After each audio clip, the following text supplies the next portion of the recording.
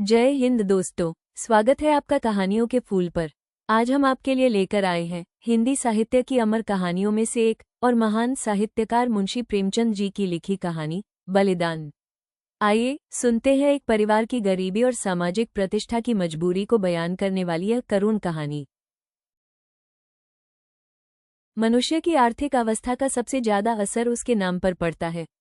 मौज बेला के मंगरू ठाकुर जब से कांस्टेबल हो गए हैं, इनका नाम मंगल सिंह हो गया है। अब उन्हें कोई मंगरू कहने का साहस नहीं कर सकता।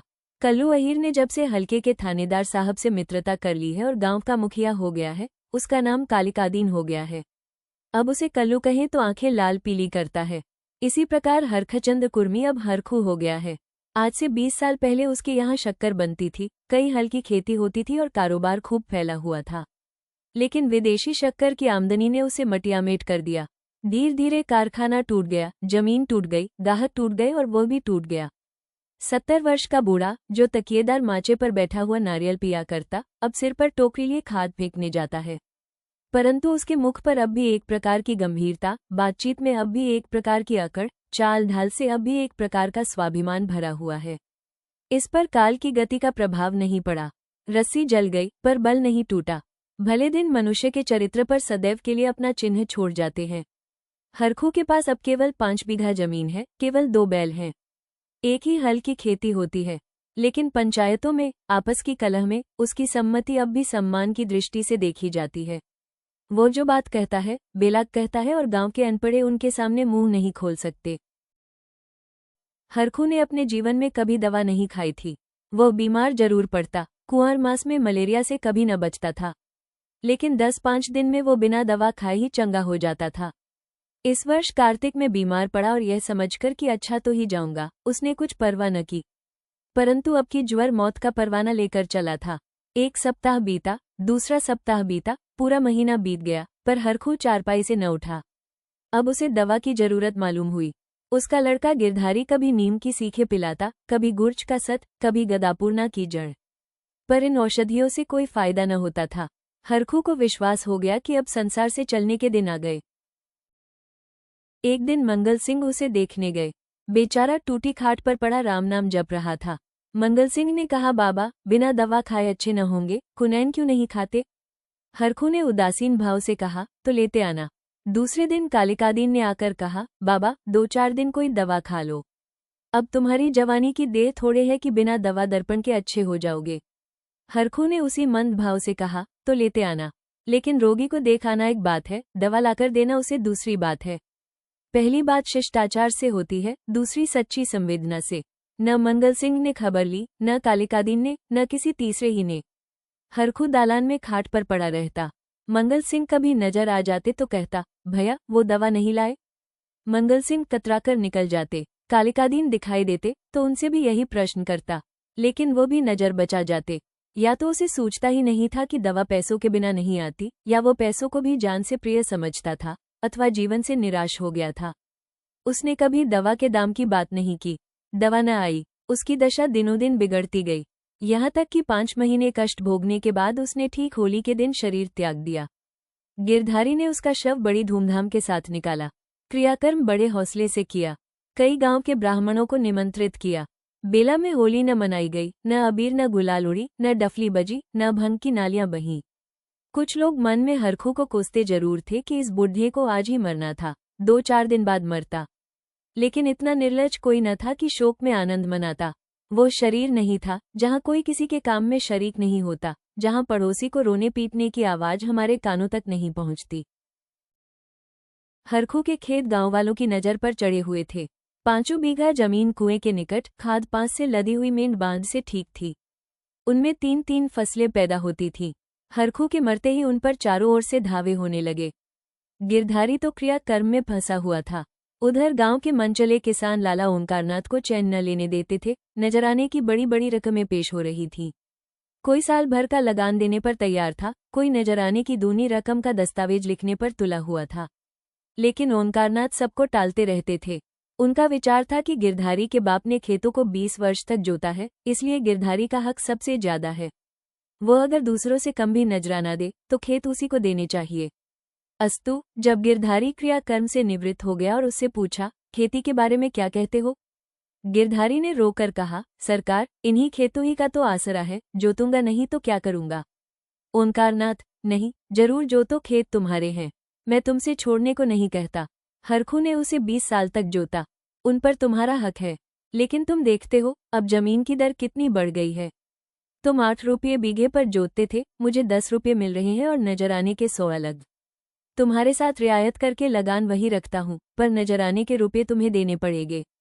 गिरधारी, सरकार, मेरे घर में तो इस समय रोटियों का भी ठिकाना नहीं है, इतने रुपये कहाँ से लाऊंगा? जो कुछ जमा जथा थी दादा के काम में उठ गई। अनाज खलिहान में है, लेकिन दादा के बीमार हो जाने से उपज भी अच्छी नहीं हुई।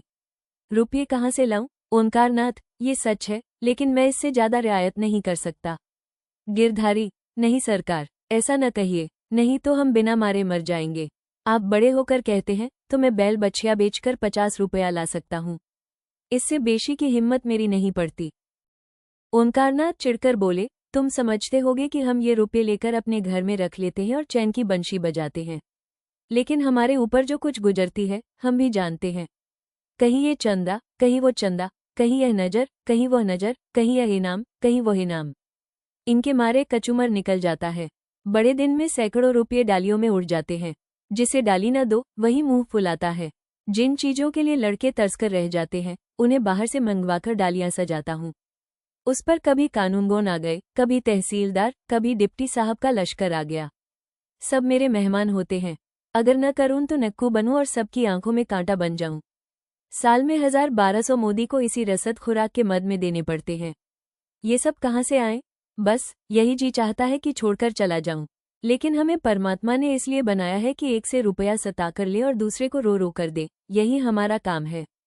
तुम्हारे साथ इतनी रियायत कर रहा हूँ, मगर तुम इतनी रियायत पर भी खुश नहीं होते तो हरी इच्छा। नजराने में एक पैसे की भी रियायत न होगी।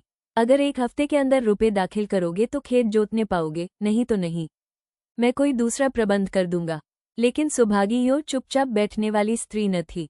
वह क्रोध से भरी हुई कालिकादीन के घर गई और उसकी स्त्री को खूब लथेड़ा, कल का बानी आज का सेठ, खेत जोतने चले हैं। देखे कौन मेरे खेत में हल ले जाता है, अपना और उसका लोहू एक कर दूं। पड़ोसिन ने उसका पक्ष लिया तो क्या गरीबों को कुचलते फिरेंगे? सुभागी ने समझा मैंने मैदान मार लिया।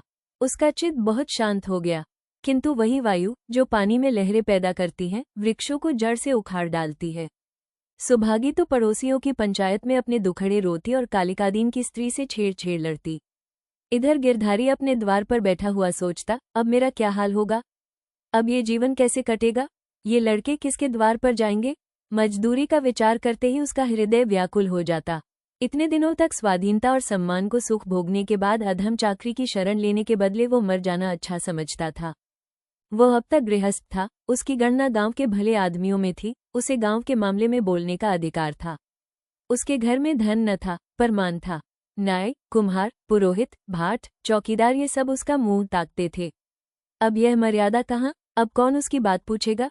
कौन उसके द्वार आएगा? अब उसे किसी के बराबर बैठने का, किसी के बीच में बोलने का हक नहीं रहा। अब उसे पेट के लिए दूसरों की गुलामी करनी पड़ेगी। अब पहर रात रहे, कौन बैलों को नांद में लगाएगा? वो दिन अब कहाँ जब गीत गाकर हल चलाता था। चोटी का पसीना एड़ी तक आता था, पर जरा भी थकावट न आती थी। अपने लहलहाते हुए खेत को देखकर फूला न समाता था। खलिहान में अनाज का ढेर सामने रखे हुए अपने को राजा समझता था। अब अनाज को टोकरे भर भर कर कौन लाएगा? अब खेती कहाँ, बखार कहाँ? यही सोचते सोचते गिरधारी की आंखों से आंसू की झड़ी लग जाती थी। गांव के 2-4 सज्जन जो कालिकादीन से जलते थे कभी कभी गिरधारी को तसल्ली देने आया करते थे, पर वो उनसे भी खुलकर न बोलता। उसे मालूम होता था कि मैं सबकी नजरों में गिर गया हूँ। अगर कोई समझता था कि तुमने क्रियाकर्म में व्यर्थ इतने रुपये उड़ा दिए तो उसे बहुत दुख होता। वह अपने उस काम पर जरा भी न पछताता। मेरे भाग्य में जो कुछ लिखा है वो होगा, पर दादा के ऋण से तो ऋण हो गया। उन्होंने अपनी जिंदगी में 4 को खिलाकर खाया, क्या मरने के पीछे उन्हें पिंडे पानी को तरसाता? इस प्रकार 3 मास बीत गए और आषाढ़ आ पहुंचा। आकाश में घटाएं आईं, पानी गिरा, किसान हल जुए ठीक करने लगे, बढ़ई हलों की मरम्मत करने लगा।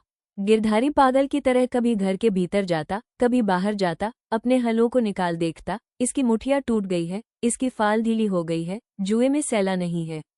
देखते देखते वह एक क्षण अपने को भूल गया। दौड़ा हुआ बढ़ई के यहाँ गया और बोला, रज्जू, मेरे हल भी बिगड़े हुए हैं, चलो बना दो। रज्जू ने उसकी ओर करुण भाव से देखा और अपना काम करने लगा। गिरधारी को होश आ गया, नींद से चौंक पड़ा, ग्लानि से उसका सिर झुक गया, आंखें भर आईं। चुपचाप घर चला आया। गांव में चारों ओर हलचल मची हुई थी।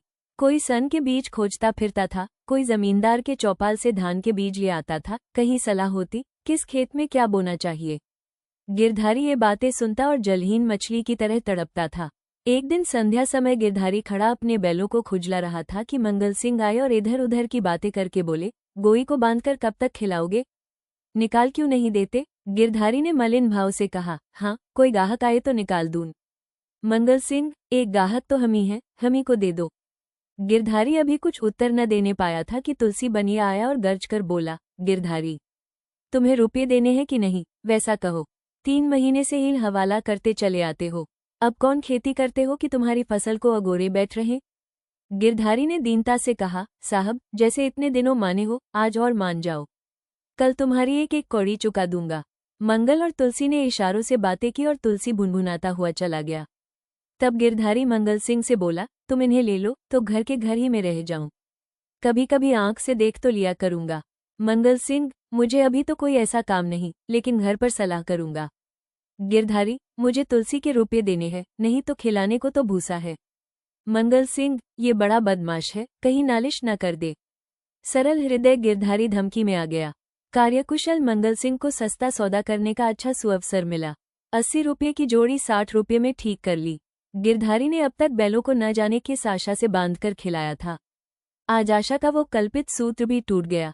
मंगल सिंह गिरधारी की खाट पर बैठे रुपये गिन रहे थे और गिरधारी बैलों के पास विषादमय नेत्रों से उनके मुंह की ओर ताक रहा था। ये मेरे खेतों के कमाने वाले, मेरे जीवन के आधार, मेरे अन्नदाता, मेरी मान मर्यादा की रक्षा करने वाले, जिनके लिए पहर रात से उठकर छांटी काटता था, जिनके खली दाने की चिंता अपने खाने से ज्यादा रहती थी, जिनके लिए सारा दिन भर हरियाली उखाड़ा करता था, ये मेरी आशा की 2 आंखें, मेरे इरादे के 2 तारे, मेरे अच्छे दिनों के 2 चिन्ह, मेरे 2 हाथ, अब मुझसे विदा हो रहे हैं। जब मंगल सिंह ने रुपये गिनकर रख दिए और बैलों को ले चले, तब गिरधारी उनके कंधों पर सिर रखकर खूब फूट फूट कर रोया। जैसे कन्या मायके से विदा होते समय माँ बाप के पैरों को नहीं छोड़ती, उसी तरह गिरधारी इन बैलों को न छोड़ता था। सुभागी भी दालान में पड़ी रो रही थी और छोटा लड़का मंगल सिंह को एक बांस की छड़ी से मार रहा था। रात को गिरधारी ने कुछ नहीं खाया, चारपाई पर पड़ा रहा। प्रातःकाल सुभागी चिलम भरकर ले गई तो वो चारपाई पर न था। उसने समझा कहीं गए होंगे, लेकिन जब 2-3 घड़ी दिन चढ़ आया और वो न लौटा तो उसने रोना धोना शुरू किया। गांव के लोग जमा हो गए, चारों ओर खोज होने लगी, पर गिरधारी का पता न चला। गिरधारी उदास और निराश होकर घर आया। 100 रुपये का प्रबंध करना उसके काबू के बाहर था। सोचने लगा, अगर दोनों बैल बेच दूं तो खेत ही लेकर क्या करूंगा? घर बेचूं तो यहाँ लेने वाला ही कौन है, और फिर बाप दादों का नाम डूबता है। 4-5 पेड़ हैं, लेकिन उन्हें बेचकर 25 रुपये या 30 रुपये से अधिक न मिलेंगे। उधार लून तो देता कौन है? अभी बनिए के 50 रुपये सिर पर चढ़े हैं, वो 1 पैसा भी न देगा। घर में गहने भी तो नहीं है, नहीं उन्हीं को बेचता। ले देकर एक हंसली बनवाई थी, वो भी बनिए के घर पड़ी हुई है। साल भर हो गया, छुड़ाने की नौबत न आई। गिरधारी और उसकी स्त्री सुभागी दोनों ही इसी चिंता में पड़े रहते, लेकिन कोई उपाय न सूझता था। गिरधारी को खाना पीना अच्छा न लगता, रात को नींद न आती। खेतों के निकलने का ध्यान आते ही उसके हृदय में हुक सी उठने लगती। हाय, वो भूमि जिसे हमने वर्षों जोता, जिसे खाद से पाटा, जिसमें मेड़े रखी, जिसकी मेड़े बनाई, उसका मजा अब दूसरा उठाएगा। वे खेत गिरधारी के जीवन का अंश हो गए थे। उनकी एक एक अंगुल भूमि उसके रक्त में रंगी हुई थी। उनका एक एक परमाणु उसके पसीने से तर हो रहा था। उनके नाम उसकी जिह्वा पर उसी तरह आते थे, जिस तरह अपने तीनों बच्चों के।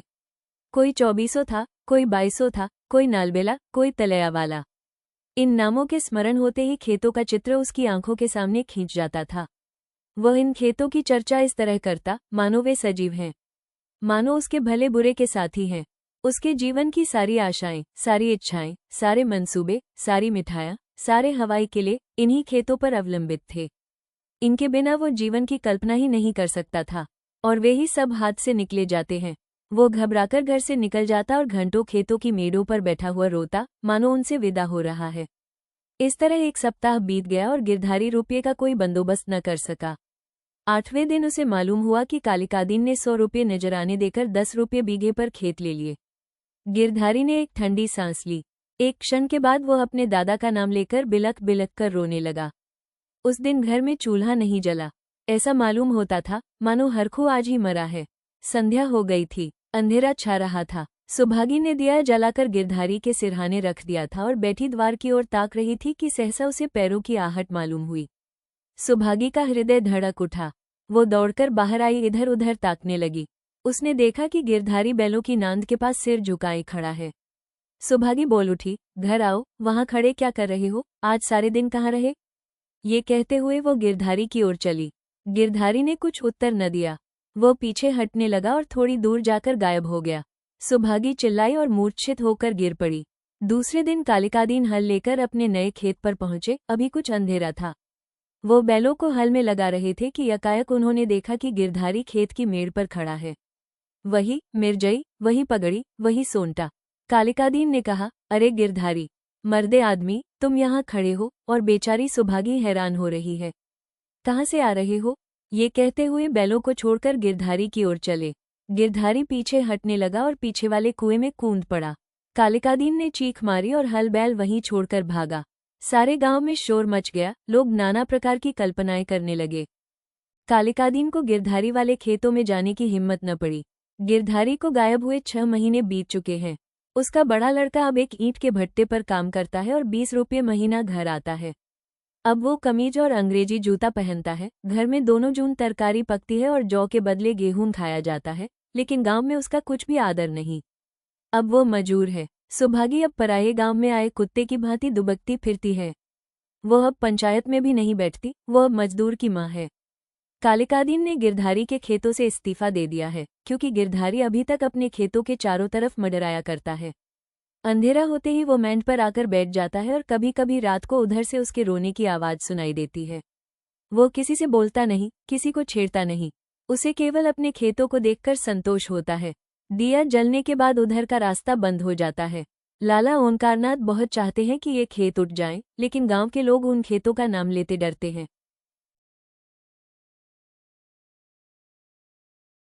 तो दोस्तों, ये थी आज की कहानी बलिदान, जो गिरधारी और उसके परिवार की सामाजिक और आर्थिक मजबूरी को दर्शाते हुए जीवन के कटु सत्य को उजागर करती है। आशा है कि आपको ये कहानी पसंद आई होगी। अपने विचार और सुझाव हमें कमेंट करके जरूर बताएं। कहानियों का सफर यहीं खत्म नहीं होता। मिलते हैं अगली कहानी में।